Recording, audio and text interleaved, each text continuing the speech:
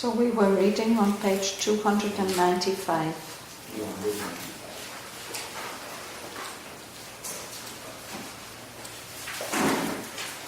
We've been reading about King Ashvapati's journey through the different planes of existence and the many worlds, seeing, observing, exploring the many worlds on each plane. And now we are coming towards the end of that part of his journey. We had come into the realm of the world soul.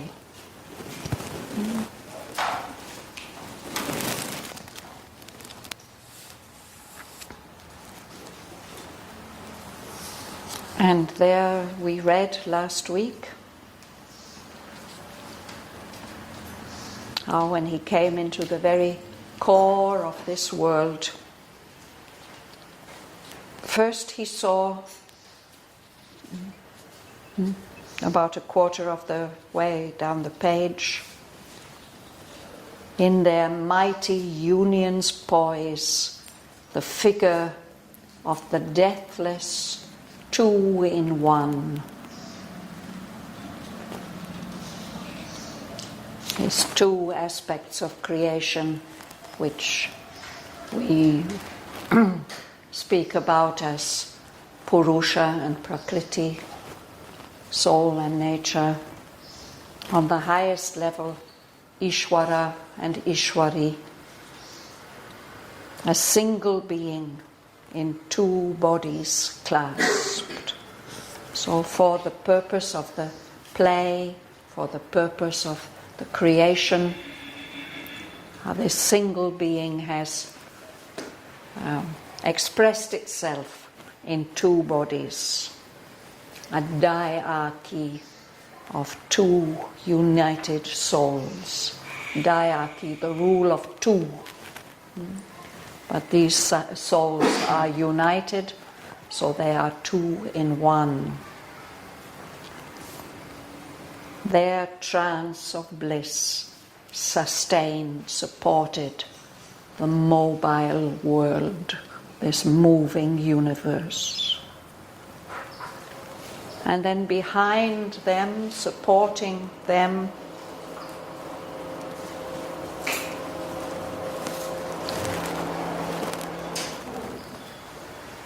in a morning dusk, a dawn light, the light before the sun starts to rise, one stood. And then I will read again this description of the mother. Behind them, in a morning dusk, one stood, who brought them forth from the unknowable, the two in one. So behind is one, Aditi. Ever disguised, she awaits the seeking spirit. Watcher on the supreme, unreachable peaks, guide of the traveler of the unseen paths. She guards the austere approach to the alone. At the beginning of each far-spread plain, pervading with her power the cosmic suns, she reigns, inspirer of its multiple works and thinker of the symbol of its scene. Above them all she stands, supporting all, the sole, omnipotent goddess, ever veiled, of whom the world is the inscrutable mask. The ages are the footfalls of her tread, their happenings, the figure of her thoughts, and all creation is her endless act. That's where we stopped. So we have only a few lines to go to the end of the canto. I'll read those few very important lines. I didn't want to rush them last week. This is again about King Asvapati. As soon as he sees that one, his spirit was made a vessel of her force. Mute in the fathomless passion of his will, he outstretched to her his folded hands of prayer.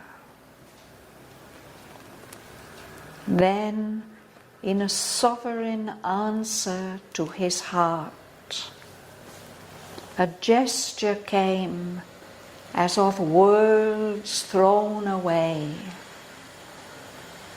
and from her raiments lustrous mystery raised, one arm half parted the eternal veil.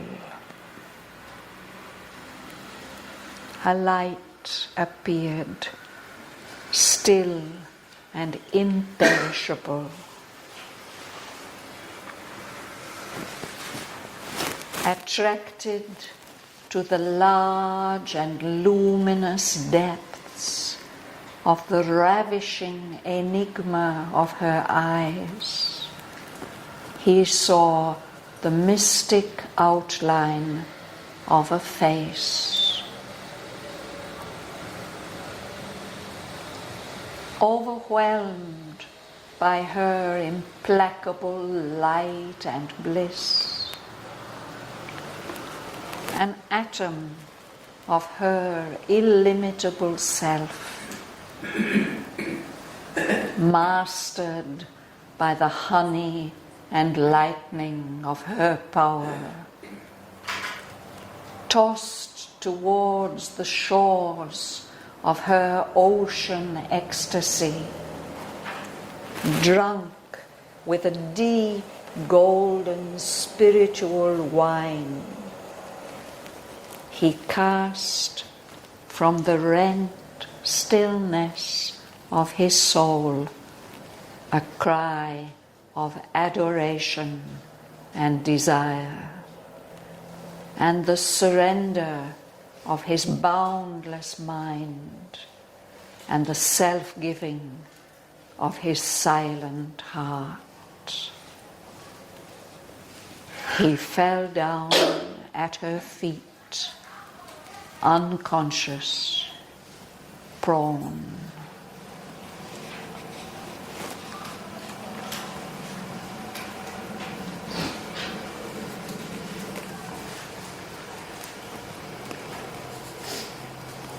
Which way are we reading?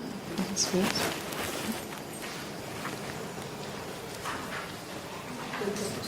His spirit, yes. His spirit was made a vessel of her force. Mute in the fathomless passion of his will, he outstretched to her his folded hands of prayer. So his spirit, King Asvapati's spirit, was made a vessel. A vessel is something that contains, particularly that contains water or something liquid. So her force, that flowing force of the Supreme Shakti, his spirit was made a vessel, a holder for her force.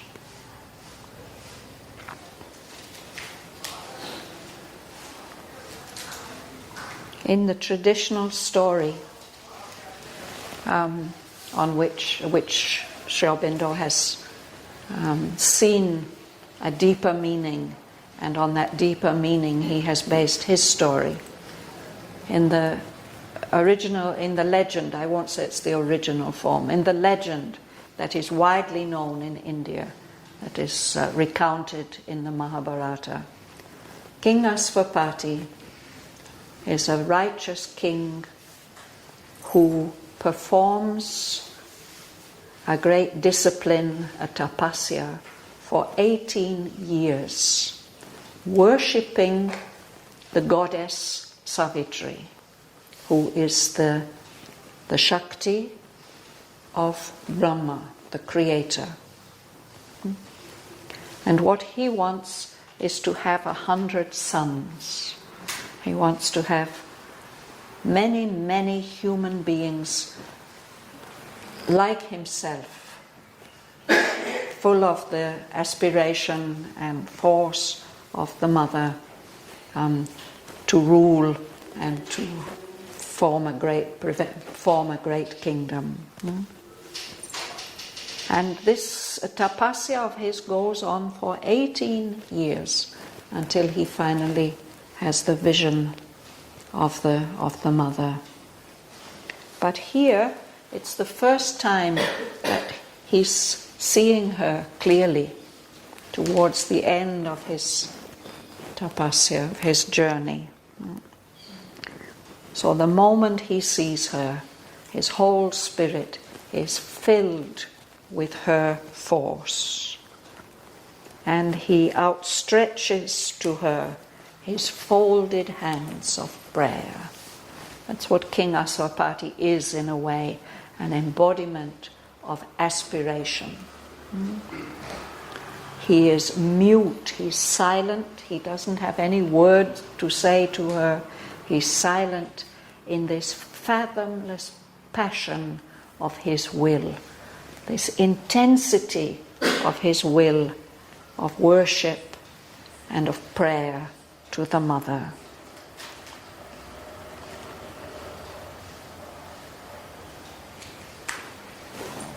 Prema? Then, in a sovereign answer to his heart, 𝐂𝐻𝐕𝐈𝐋𝐿 came as a was thrown away, and from her raiments lustrous mystery raised, one arm half parted the eternal veil. Yes, that's it.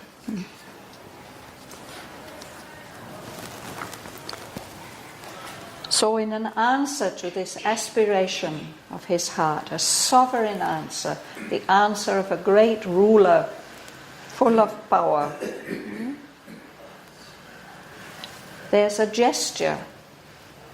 It's a gesture, not a gesture, a gesture, yeah, a movement. It's as if worlds are thrown away. We can think that the worlds are her disguise. And all this disguise, all these forms and planes of the universe thrown away.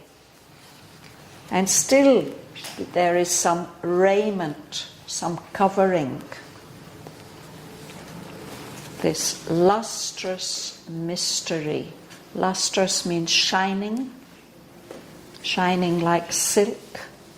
And Aurobindo says mystery, the lustrous mystery of her raiment. So it's as if she's clothed in some wonderful robe, shining robe. One arm, he sees an arm raised, and the veil, the eternal veil which covers the face of this one, is parted. She opens the veil. He gets a glimpse of her. When he calls, he opens the veil. She opens the veil. Yeah. It's her arm that opens her own veil and shows him something in response to his aspiration. So raised one arm, this.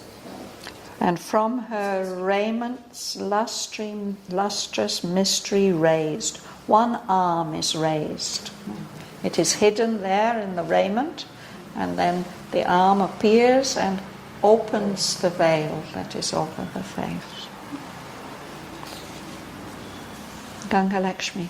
Yeah. Light appeared, still and imperishable, attracted to the large and luminous lips, of the ravishing enigma of her eyes. He saw the mystic outline of her face. So there's a light. It's an imperishable light, an eternal light. It can never die, and it's still. And he sees eyes. He's attracted to the large and luminous depths. That's the first thing that draws him, looking deep into these eyes.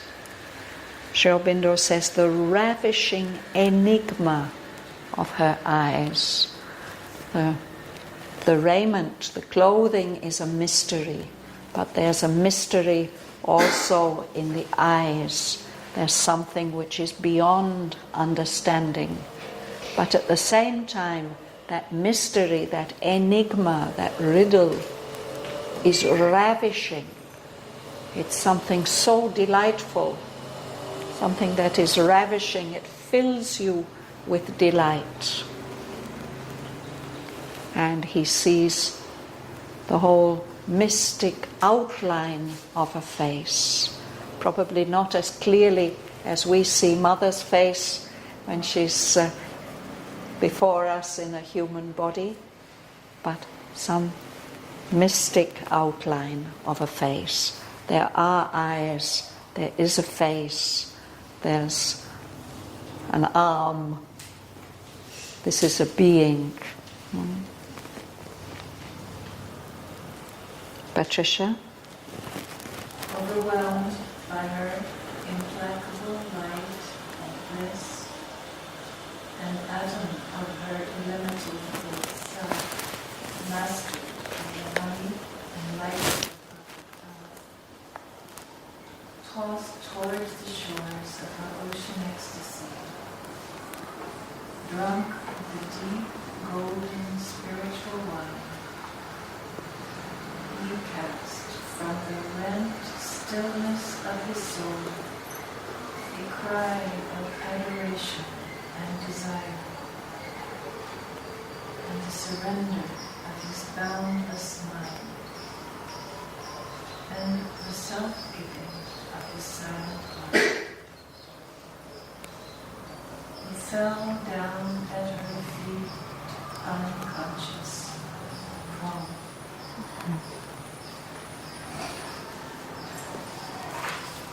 So this is such an overwhelming experience, such a powerful experience. That light and that bliss which he sees is implacable. This is usually a negative word. It means intolerant. This light and bliss won't tolerate anything which is not light and bliss. It's so powerful. At the same time, he feels himself as part of her, an atom, a tiny little particle of her illimitable self. He feels mastered. He feels the power. But this power is characterized by honey, by sweetness, and lightning. Like a bolt of lightning. It's so powerful, but it's powerful with light and energy. He feels as if he's in an ocean, And as if he's being tossed in this ocean of ecstasy which her presence brings. And he's being carried towards the shores, the boundaries of that ocean.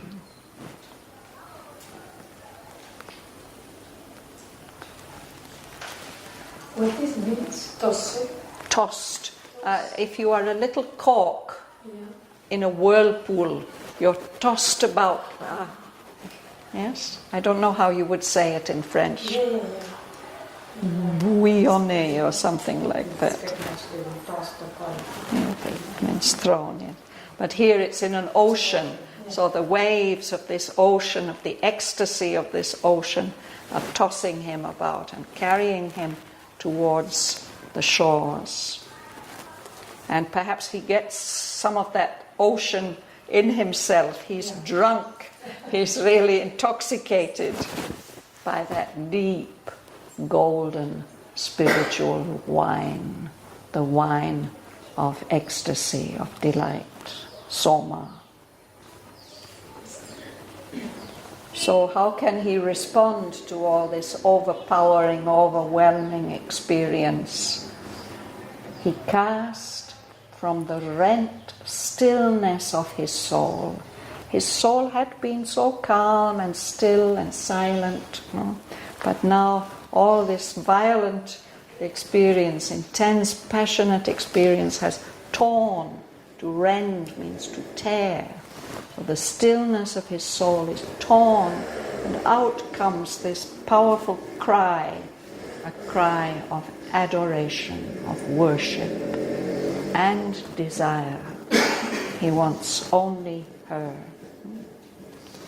And at the same time there's the surrender of his boundless mind. His mind has become so boundless and unlimited through his tapasya all the way from book 1. Now all that surrenders to her, and his heart surrenders, gives itself, offers itself to her. And with that cry and that self-giving, he fell down at her feet, prone, prostrate, like when we throw ourselves at the feet of the mother. And he loses all awareness of himself. He's unconscious. It's so overwhelming, so powerful, unexpected.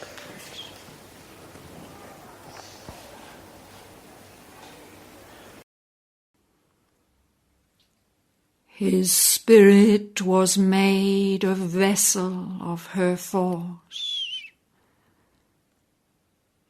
Mute in the fathomless passion of his will, he outstretched to her his folded hands of prayer.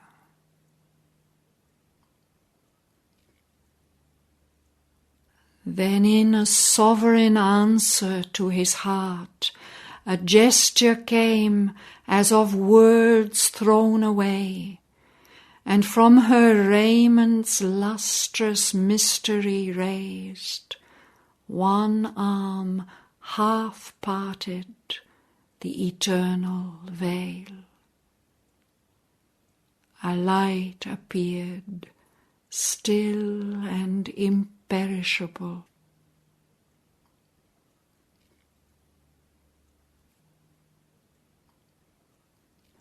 Attracted to the large and luminous depths of the ravishing enigma of her eyes, he saw the mystic outline of a face.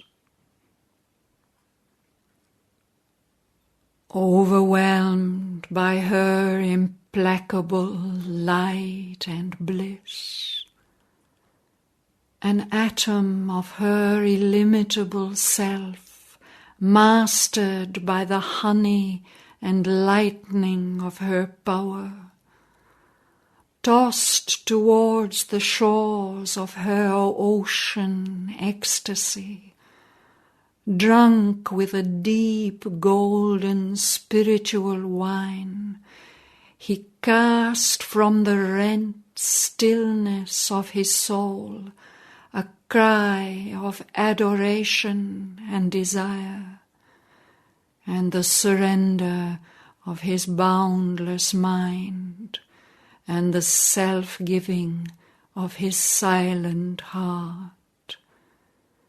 He fell down at her feet, unconscious, prone.